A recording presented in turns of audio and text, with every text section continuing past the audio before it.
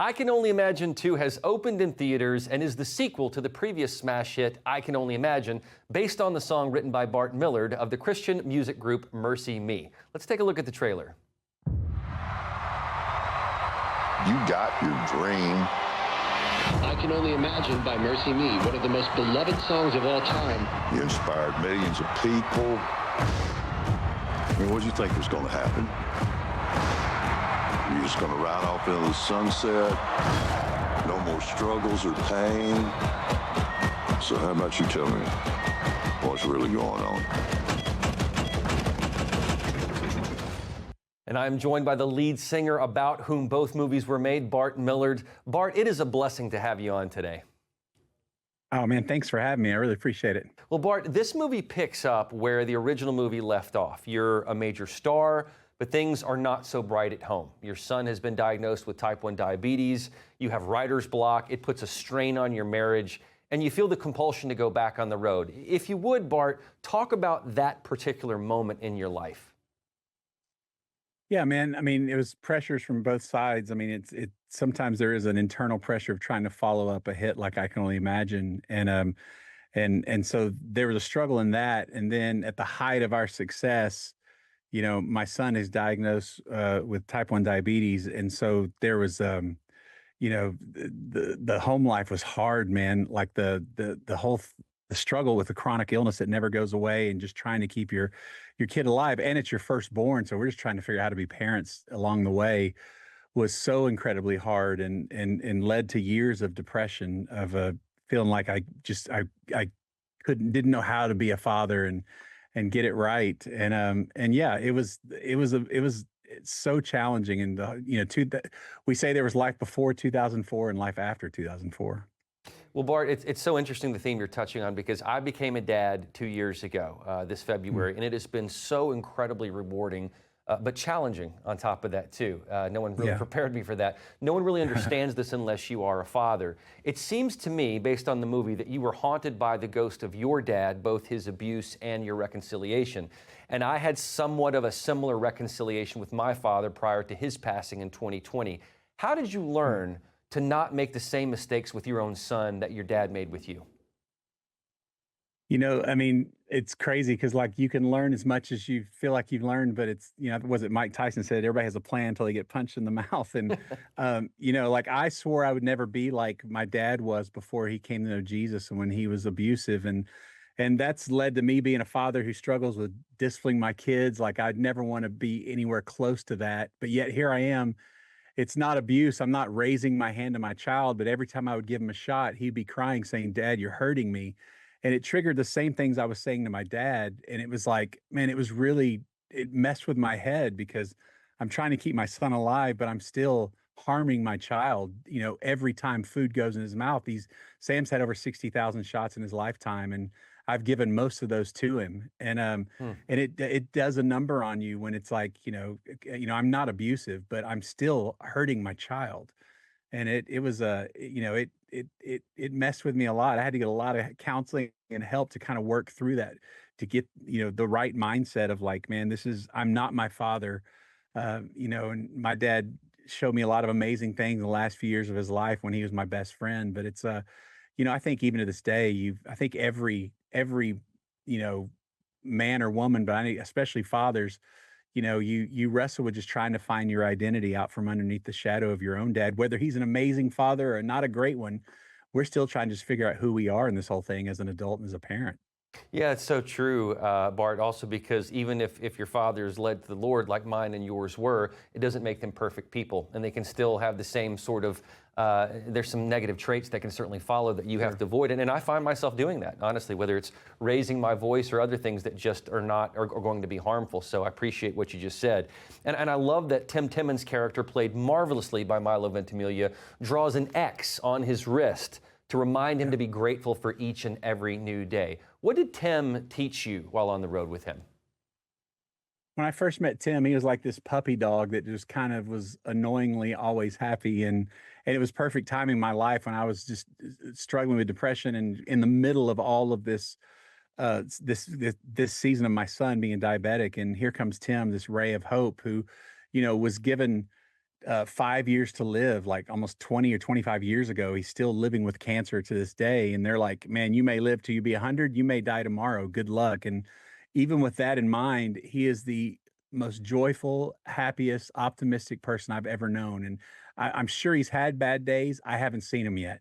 And he was perfect timing to come into my life and to show me there's so many ways to find gratitude in the midst of grief. And because life is messy and there's always going to be some level of grief in our life. And if it's easy to find God in the high moments, but if we can't find him in the valleys, then we're in trouble. And Tim has reminded me of that. I mean, to this day, I just got off the phone a little while ago and he's like, man, whatever you're doing today, I'm for you. Like he always does that and always will. And he's one of my best friends in the whole world. Well, Bart, that actually is a perfect segue into my next question, because one idea that the movie really highlights is that God is there even in the fire. And I have found, and along my journey in life, that sometimes God brings you to that fire and you question why, because it's not fun. Well, you've written a book based on the song titled Even If with your wife, Shannon. So what lessons can you impart about going through that fire with God? Man, I choose to treat suffering as if it's a gift. I grew up in the church on some level, and I've heard the stories about my having hope in Jesus. But it's almost like when you mix suffering with this hope that you have in the Lord, it sparks, like it'll combust, and it becomes something together where your hope in Jesus comes to life. I can meet someone quickly and realize there's some that are kind of holier than thou that have never hit rock bottom and understood what grace and identity is. And then I've seen the ones that have hit the bottom and they are living by the grace of God. There's something different in them.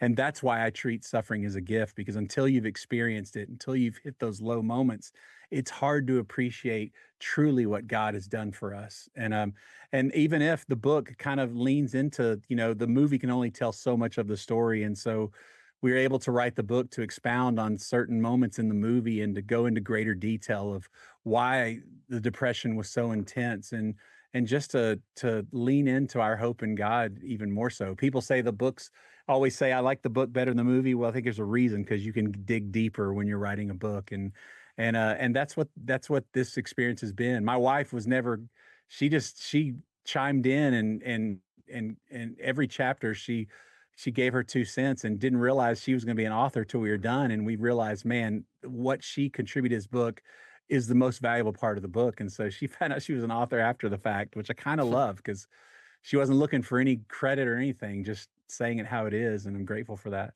And what you're describing had an incredible parallel with the hymn, It Is Well With My Soul, and the story behind that, which I don't know if a lot of people know, but if you don't know it, it is an incredible story about going through that fire with God, about a man who lost his 4 daughters in a shipwreck. And to think that you could write a song, It Is Well With My Soul, in the middle of that incredible, crushing tragedy, just goes to show you exactly like you said, treating suffering almost as a bit of grace.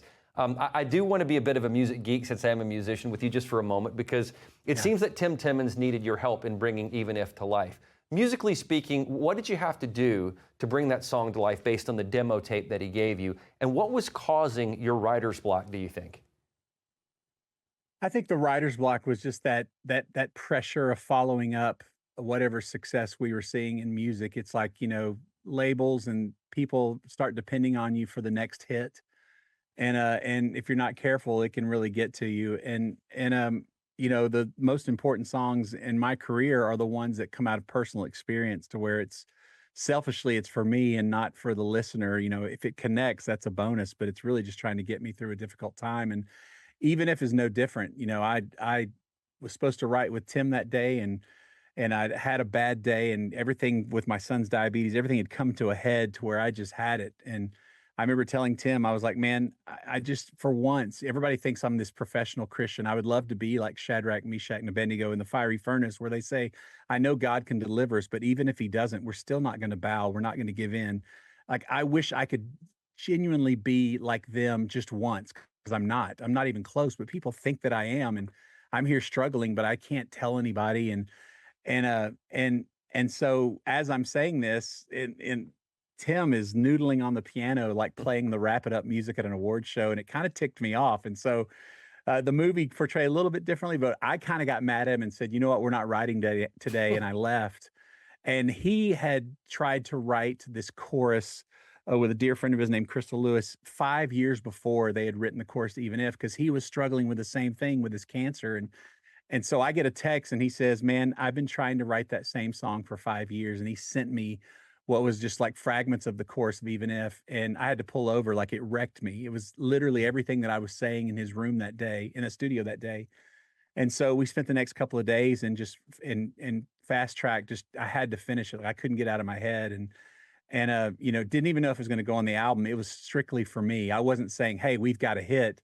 It just got me through the next 2 days and said everything I was trying to say. And yeah, and then it made it on the album at the 11th hour, and then the label went ahead and released it, and you know, it reached a lot of people. But it's, you know, it's yeah, it was. I don't know if I fixed the song. It just, for some reason, God had put that on his heart, and it literally sat on a shelf for 5 years until that moment when it's what I needed. And he sent it to me, and it just changed everything for me. Well, it's clearly a song that was meant to be written, and obviously it was meant to be heard, because like you said, it has changed lives, it's changed souls, probably largely because it came personally from you and Tim. Well, you know, of course, we know the incredible success that you've had and the trials along the way that have come with it. What will your next chapter in music look like as we peer later into this year? And I hope it's more happy music. No, I'm kidding. Yeah, you know, we've been doing it for 32 years, which is unbelievable. Like, we've been on borrowed time for what feels like 22 years at least. But you know, we're about to go on tour, and the Wonder and All tour starts March 12th, and we released that album called Wonder and All within the last year. And so we still feel like we're 16-year-olds in a garage band, and we still, you know, the guys are my best friends in the whole world, and we still love our job so much. And so as far as the next chapter, I'm going to get out of the movie chair and go back to doing what I feel comfortable doing, and that's getting back on the road and singing. So I'm looking forward to it. Sadly, my downtime of catching up in my sleep will be on the road, and so yeah, it's just getting back to what we love to do, and hopefully get to share the hope of Jesus with a lot of people coming up. That seems like just the life of the musician is feeling like that kid getting to have Christmas every single day, performing for the fans, but also the much more important element, I think, for you is, like you said, singing about Jesus, because you have a mission, you have a purpose, which is so much beyond what most musicians do. So, you know, I just want to congratulate you, not only the success of the music, but also the movie. And, you know, we will certainly be praying for you here at Real America's Voice and Real America's Music. We'll be praying for your family, MercyMe, and that this film changes lives. Thank you so much, Bart. Thank you.